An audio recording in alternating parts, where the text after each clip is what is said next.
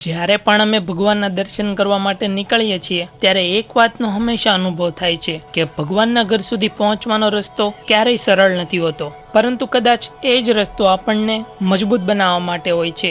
દરેક મુશ્કેલી કંઈક શીખવે છે, દરેક ઠોકર આગળ વધવાનું શીખવે છે। ભગવાન પણ કહે છે કે તું ફક્ત ચાલતો રહેજે, મહેનત કરતો રહેજે। સમય આજે ભલે તારી સાથે ન હોય, પરંતુ હંમેશા આવું નહીં રહે। જે દિવસે મારી કૃપા થશે તે દિવસે તારી મહેનત પણ રંગ લાવશે અને તારા હાલાત પણ બદલાઈ જશે।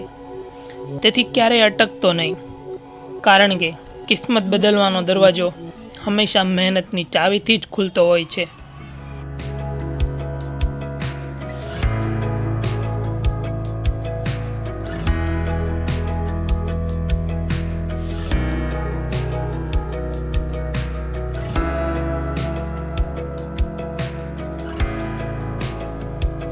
મિત્રો, અમારા નવા વ્લોગમાં તમારું બધાનું હાર્દિક સ્વાગત કરું છું।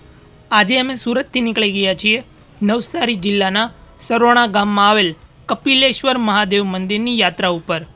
કહેવાય છે કે મંદિર અહીં સદીઓથી સ્થિત છે અને તેની સાથે જોડાયેલી ઘણી એવી કથાઓ જે આજે પણ લોકોની આસ્થાનો એક મહત્વનો ભાગ છે। તો ચાલો શરૂ કરીએ આજની આ આધ્યાત્મિક યાત્રા।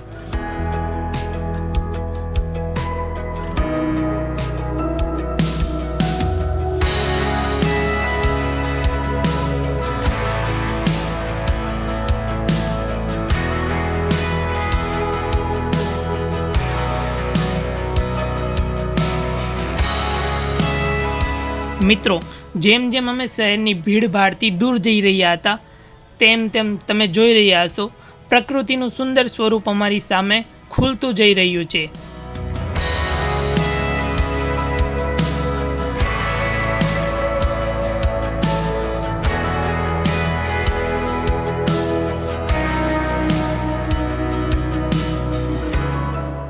રસ્તાની બંને બાજુ ફેલાયેલી હરિયાળી, શાંત વાતાવરણ અને ખુલ્લા આકાશ નીચેનો આ પ્રવાસ પોતે જ એક અનોખો અનુભવ હતો।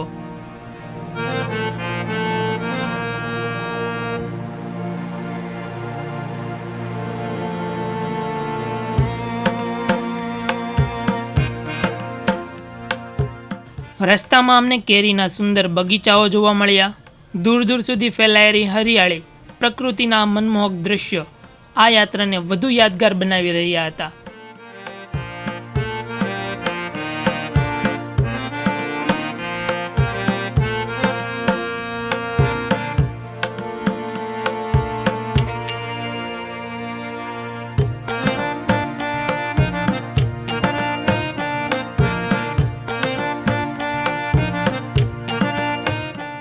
પરંતુ મિત્રો, જે સ્થાન તરફ આપણે જઈ રહ્યા છીએ તેની ઓળખ માત્ર તેની કુદરતી સુંદરતા નથી, આ મંદિર સાથે જોડાયેલી ઘણી એવી કથાઓ છે જે સદીઓથી લોકો વચ્ચે સંભળાતી આવી છે।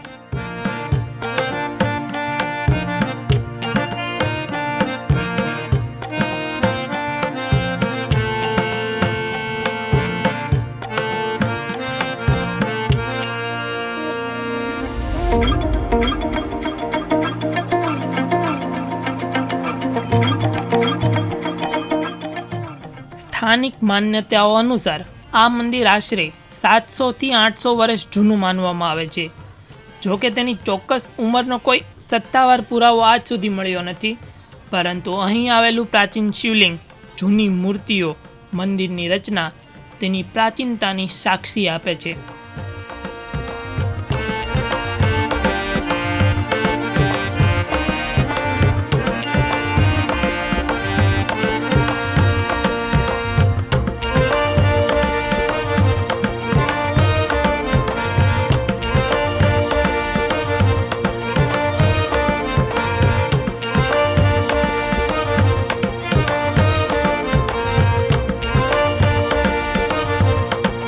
અને મિત્રો, આખરે અમે પહોંચી જ ગયા છીએ કપિલેશ્વર મહાદેવ મંદિર પાસે। પ્રથમ નજરે જ મંદિરનું શાંત અને આધ્યાત્મિક વાતાવરણ મનને આકર્ષિત કરી લે છે। અહીં પહોંચતા જેવું અનુભવાય છે જાણે સમયની ગતિ થોડા ક્ષણો માટે થંભી ગઈ હોય।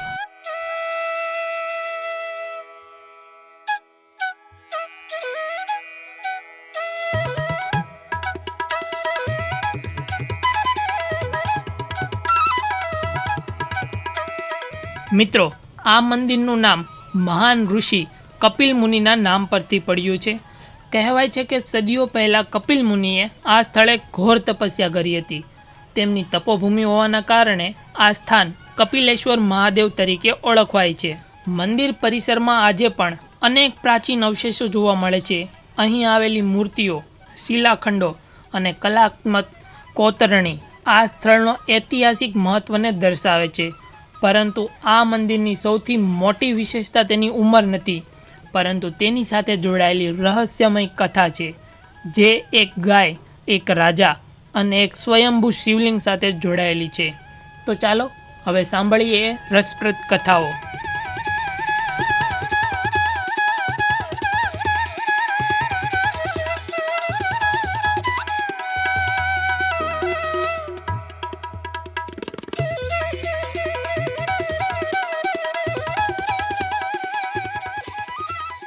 મિત્રો, સ્થાનિક પરંપરાઓ અનુસાર ઘણા વર્ષો પહેલાં વણઝારા સમાજના લોકો આ વિસ્તારમાં વસવાટ કરતા હતા.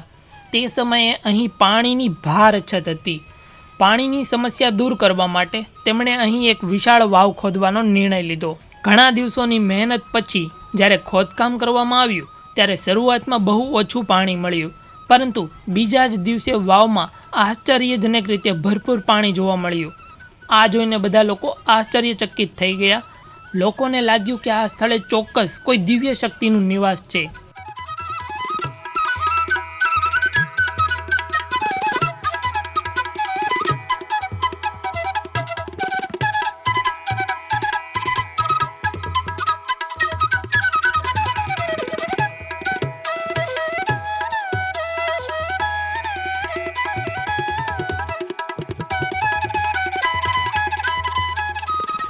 આ દરમિયાન બીજી પણ એક ઘટનાનો પણ ઉલ્લેખ મળે છે. સ્થાનિક માન્યતાઓ અનુસાર એક ગાય દરરોજ એક ચોક્કસ સ્થળે ઊભી રહેતી અને તેનું દૂધ આપમેળે જમીન પર વહેવા લાગતું. જ્યારે લોકોએ તે સ્થળે ખોદકામ કર્યું ત્યારે ત્યાંથી એક શિવલિંગ પ્રકટ થયું. બીજી એક માન્યતા અનુસાર તે જ સમયે એક રાજાના સ્વપ્નમાં ભગવાન શિવના દર્શન થયા અને તેમને આ શિવલિંગની સ્થાપના તથા મંદિરના નિર્માણ કરવાનો આદેશ આપ્યો. કહેવાય છે કે રાજા ગામમાં આવી પહોંચ્યો અને શિવલિંગની સ્થાપના કરાવી. ત્યારબાદ અહીં મંદિરનું નિર્માણ કરવામાં આવ્યું. એવું પણ માનવામાં આવે છે કે તે સમયે રાજાને સંતાન ન હતું. ભગવાન શિવની કૃપાથી તેને 5 પુત્રોની પ્રાપ્તિ થઈ, જેના કારણે તેની આસ્થા વધુ મજબૂત બની.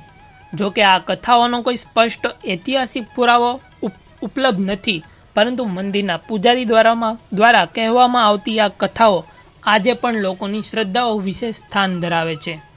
આજે પણ મંદિરની પરિસરમાં એક પ્રાચીન શિલાખંડ જોવા મળે છે, જેમાં એક રાજા અને તેના ઘોડાઓની આકૃતિ કોતરવામાં આવેલી છે. સ્થાનિક લોકોનું માનવું છે કે આ એ જ રાજા હતો જે પંચ મહાદેવ યાત્રા દરમિયાન અહીં આવ્યો હતો. દુર્ભાગ્યવશ તેના પ્રિય ઘોડાનું મૃત્યુ આ સ્થળે થયું હતું અને તેની સ્મૃતિમાં આ શિલ્પ બનાવવામાં આવ્યું હતું.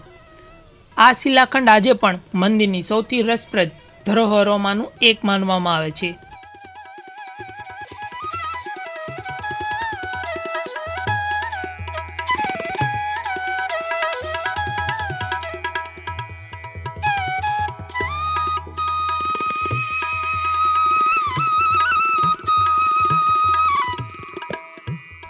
મિત્રો, એક વાત કરીએ ને મંદિરની સૌથી અનોખી ધરોહર અહીં આવેલી પ્રાચીન વાવની.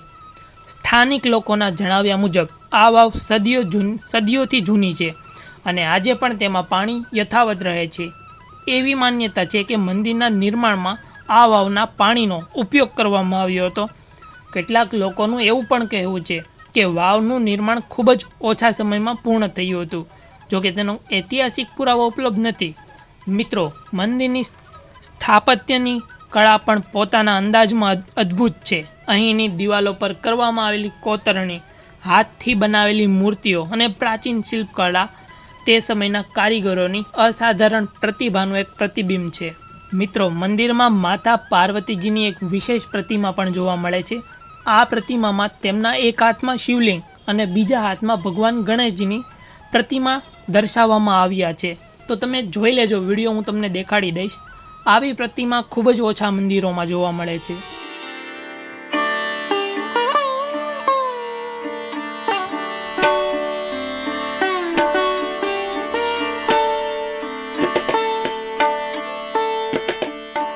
આ ઉપરાંત અહીં પ્રાચીન ગણેશજીની પ્રતિમા, ચરણ ચિહ્નો અને અન્ય ઘણી ધાર્મિક ધરોહરો પણ સુરક્ષિત રાખવામાં આવેલી છે. મિત્રો, શ્રાવણ માસ દરમિયાન ખાસ કરીને અંતિમ સોમવારમાં હજારો શ્રદ્ધાળુ ભગવાન કપિલેશ્વર મહાદેવ મંદિરના દર્શન માટે અહીં આવે છે. તે સમયે મંદિરનું વાતાવરણ સંપૂર્ણપણે ભક્તિમય બની જાય છે. ચારે તરફ હર હર મહાદેવના નારા. તો અત્યારે તમે જોઈ રહ્યા છો કે મંદિરમાં ખૂબ જ ઓછા શ્રદ્ધાળુઓ જોવા મળે છે, જેના કારણે મંદિરની શાંતિ અને સુંદરતાનો અનુભવ વધુ સારી રીતે કરી શકાય છે.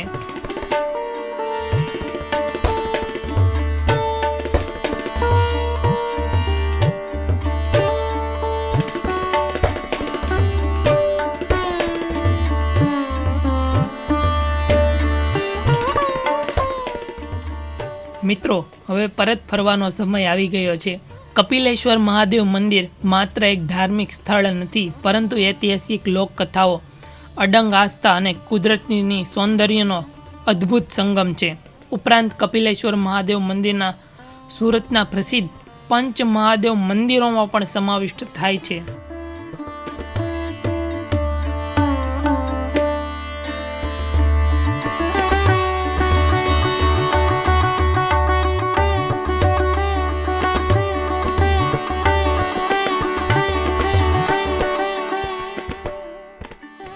તમે આ કથાઓને ઇતિહાસ માનો કે લોકવિશ્વાસ, પરંતુ એક વાત નિશ્ચિત છે કે આ મંદિર સદીઓથી લોકોના આસ્થાનું કેન્દ્ર બન્યું છે.